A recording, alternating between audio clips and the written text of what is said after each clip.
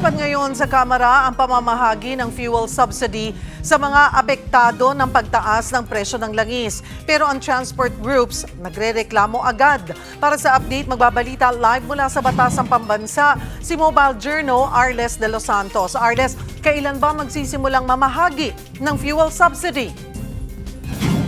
Cheryl, hanggang ngayon ay inihahanda pa rin daw ng Department of Transportation ang kakailanganing mga papeles para sa pamamahagi ng fuel subsidy, lalo ngayon na nagpapatuloy ang gyera sa Middle East. Sa pagdinig ng House Committee on Transportation, sinabi ng DOTR na hinihintay na lamang nila ang certification mula sa Department of Energy na nagsasabing umabot na sa $80 ang presyo ng krudo sa merkado sa huling 30 araw. Pero ang transport groups kinukwestiyon kung bakit 5,000 lang ang subsidiya para sa traditional jeepneys habang 10,000 ang para sa modernized jeepney.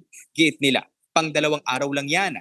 Ayon sa Manibela, sa unang araw pa lang kasi ng big time oil price hike, pumapalo na agad sa 400 hanggang 500 pesos ang nawawala nilang kita. Aminado naman ang DOTR na limitado ang budget na mayroon sila kaya dinulog na nila sa Office of the President ang karagdagang pondong kakailanganin para rito. Kasabay nito, kinumpirma ng Department of Information and Communications Technology na umabot na sa 573 ang sumbong na natanggap nila sa eGov app kung saan karamihan sa mga reklamo ay overpricing ng mga gasolinahan. Karamihan dyan ay nasa NCR at Calabarzon.